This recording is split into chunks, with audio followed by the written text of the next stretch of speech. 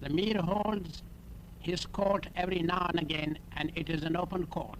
Anyone can come and listen and attend. He is the supreme commander, he is the supreme judge, he is the king, and he is the father of his people. Children also come and sit in the court when they are doing nothing else and attend what goes on. The country is run by the Quranic members of the jury sitting on both sides. As the man pleading his case. These cases refer to land and property. There is hardly any crime in this part of the world. There are no lawyers either.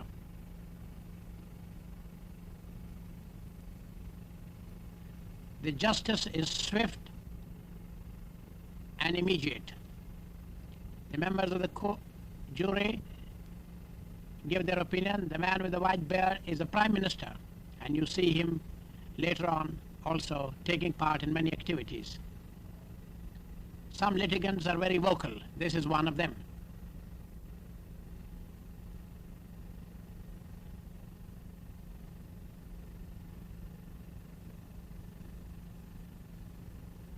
A very happy state, and the Mir knows what goes on in his domain.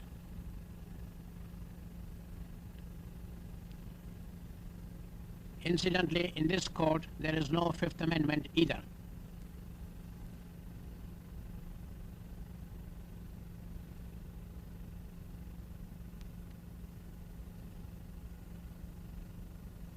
The elders form the members of the jury.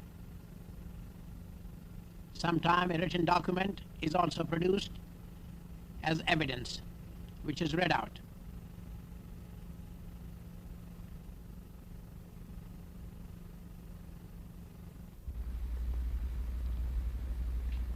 There's a tremendous enthusiasm for schools in this area. More and new schools are opened every day.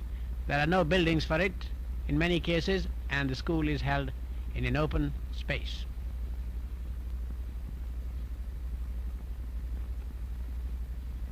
The education is free.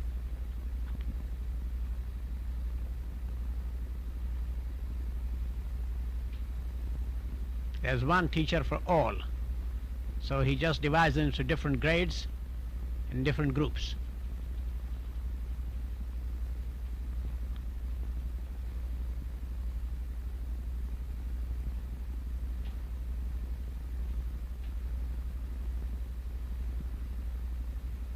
This boy doesn't seem to, he's done his homework. The boy with the coat is the son of the Mir, and a very fine horseman too.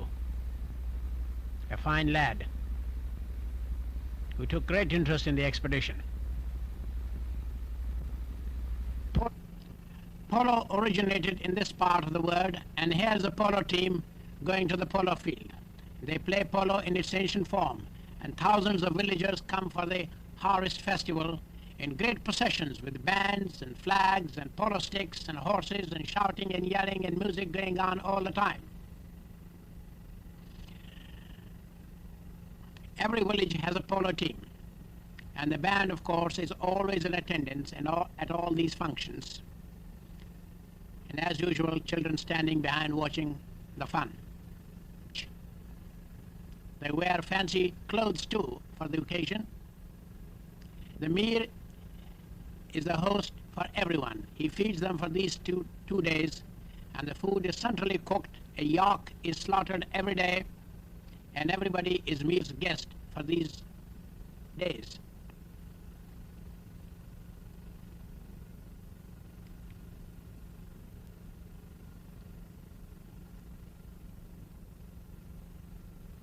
No one goes hungry.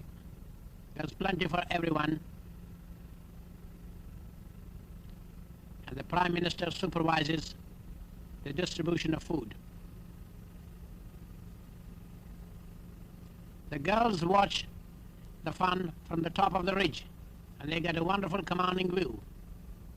The polo match is in full swing. The main street of the village is converted into polo field, and it's free for all. If you miss the ball, you can hit the pony, and you miss the pony, you can hit the riders. And for our sake, the score was put in English on a blackboard which was taken from the school. You can even pick up the ball and run with it, but there's a danger of receiving some polo hits on the head.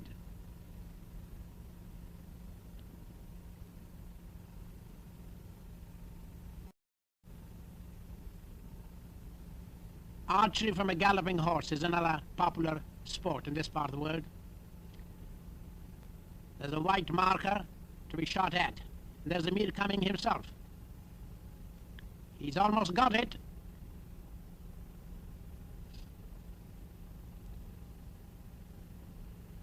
The Prime Minister now has a turn at it.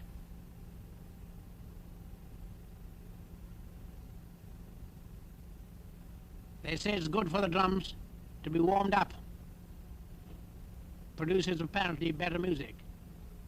Tent pegging is another event. Here's the Mir coming now with a lance in his hand and a small peg which is buried in the ground, and it is to be picked up from a galloping horse. And he's got his peg. This man got his one too.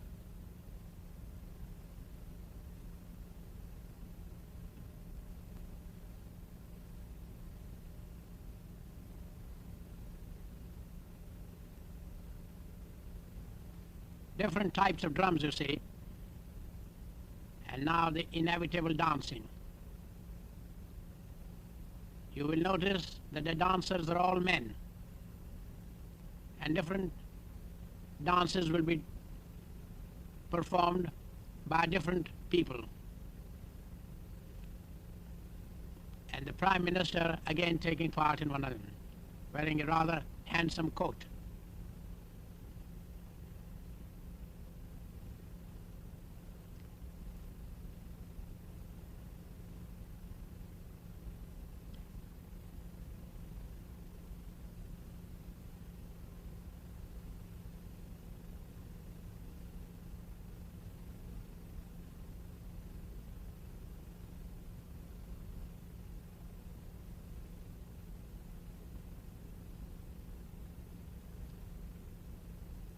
Some are slow and some are fast and some are solo and some are many join. Sword dance is the next event. It's very popular, and these are real swords and pretty sharp.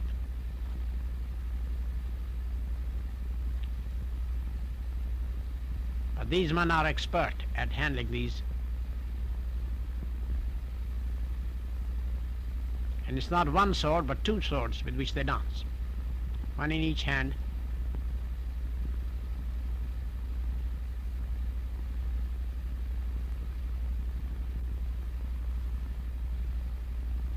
The children love these shows. The schools are closed.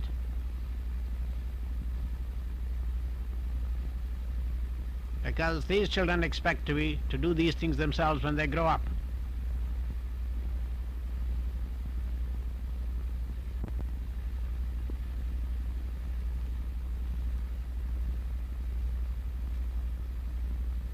Here's our friend, the Prime Minister again. He's pretty old, but he doesn't know how old he is. But he's in fine state of health.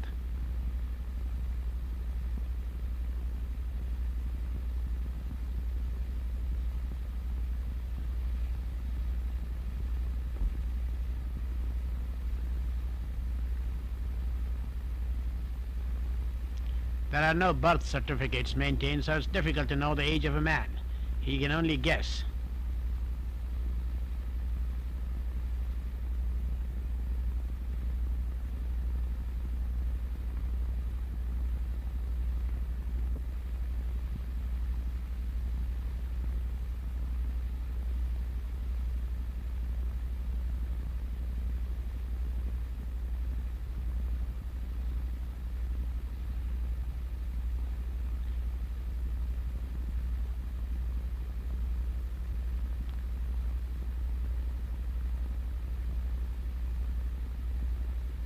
It's a pretty rugged country, but you see terraced fields all over the place. And the Hunza River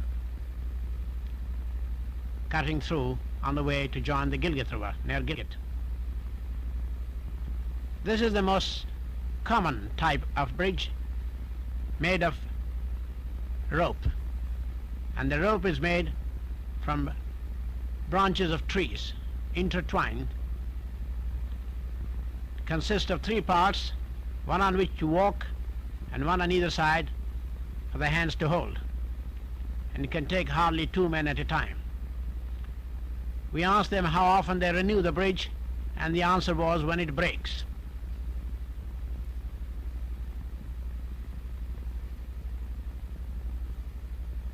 They last, I believe, a season.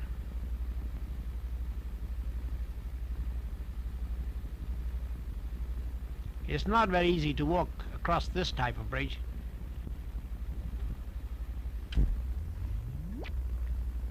The expedition is now on its way to the mountain. And this is the first stage of it, having crossed the bridge on the way to Joglode, which was the first village. We had about 60 coolies, but we are going higher and higher now, crossing these streams on the way with cold, icy cold, rushing water. Many of these men would bring their burro for carrying loads in addition to what he carries himself.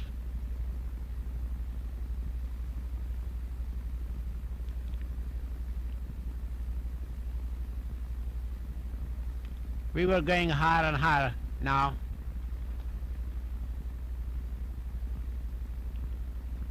And there were 60 coolies to carry the load of the expedition.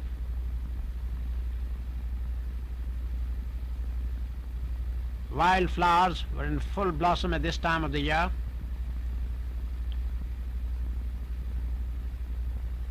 And we are now almost reaching the end of the tree line.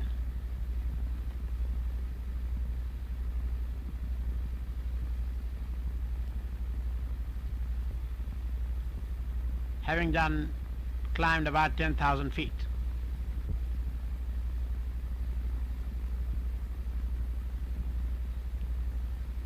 The track is like a goat track, very narrow, steep, and going uphill all the time.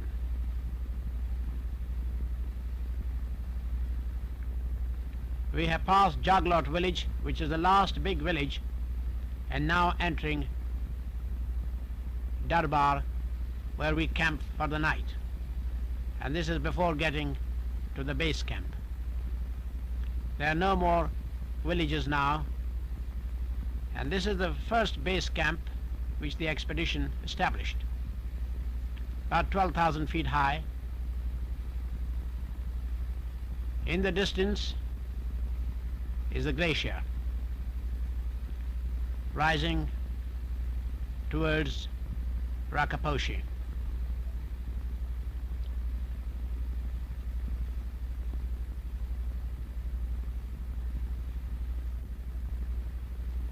We were fortunate to find a plateau like this with a stream running through, where the tents were pitched and the baggage was sorted out.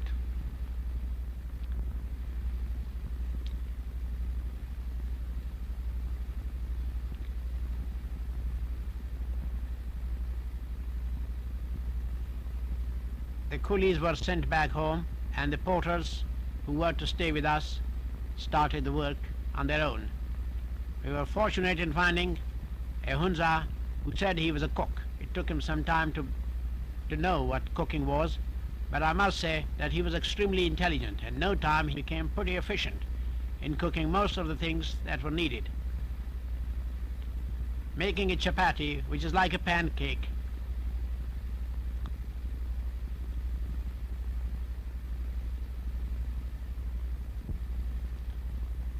there were 6 porters.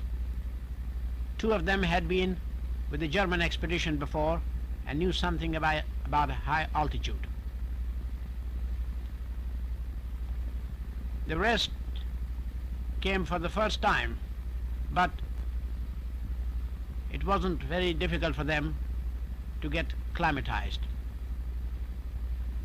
and climb Kanchenjunga. We decided to change the base camp and make a different approach. And so we shifted to another place, and this is the second base camp, which was 14,000 feet high.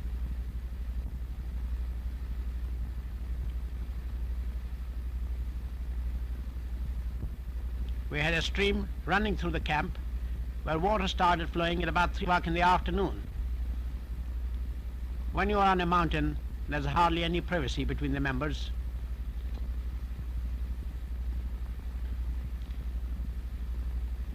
George Band getting a haircut from David Fisher. Incidentally, he's one of the finest climbers in the world, having climbed Everest, Kanchenjunga, and many other peaks.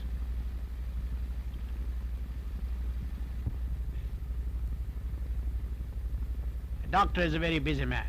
He happened to be leader also, and there's always a tremendous number of people who come to the doctor for help. The villagers were always coming, every day coming, to ask for medicine, and kept him pretty busy.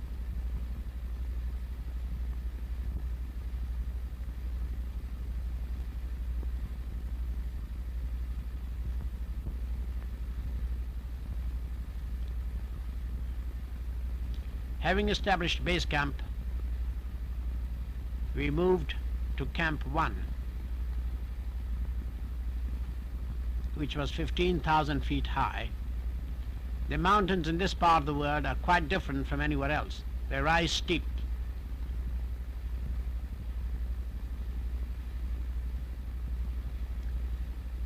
See our porters still carrying a lot of baggage to Camp 1. We passed the tree line.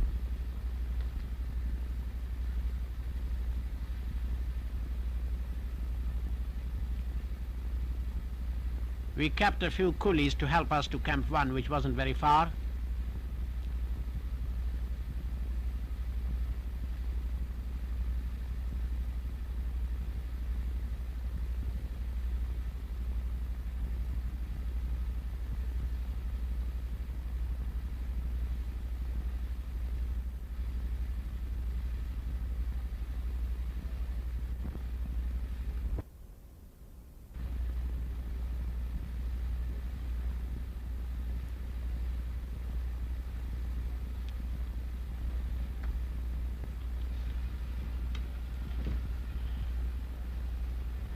This is now moving to Camp 2, 17,000 feet high.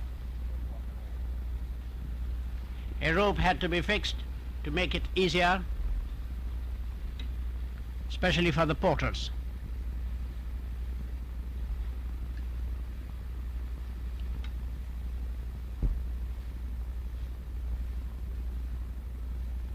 This was at the end of a gully, and there was always rocks coming down, which made it rather dangerous. Camp 3 was established about 19,000 feet high.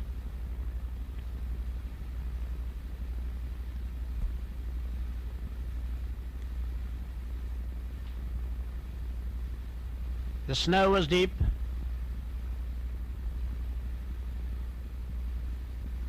And you can see the result of it. That was pretty hard going.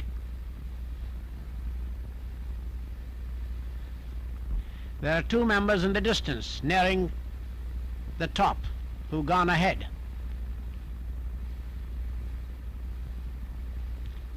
Rakaposhi in the distance.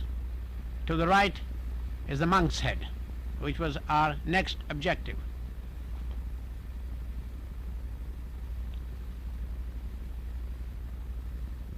There wasn't much room for camps on them at this place, but we were able to flatten out a piece of ground and make a dump of stores.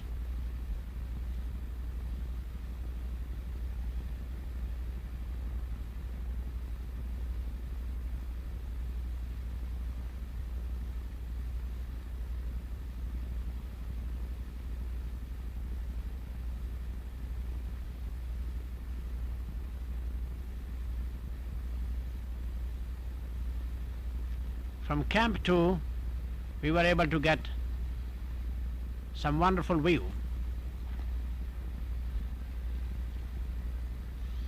As moving from Camp 3 to Camp 4, which was about 19,000 feet, and going around a cornice.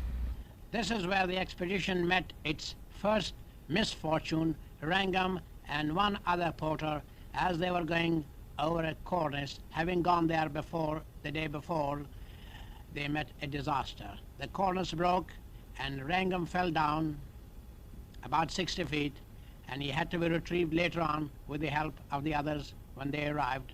But this put him and the porter out of action. They had to be evacuated all the way back to the base camp.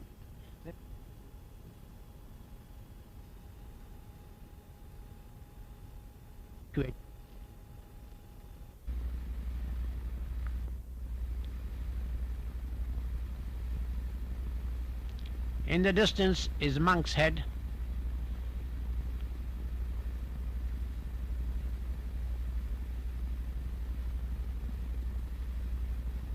We're trying to get there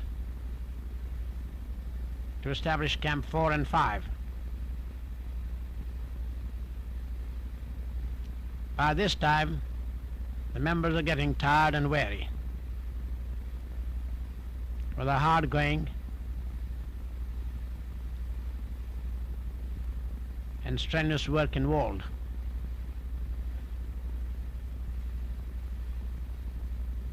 With Wrangham and 2 porters having gone, we had another unfortunate episode now that the bad weather started.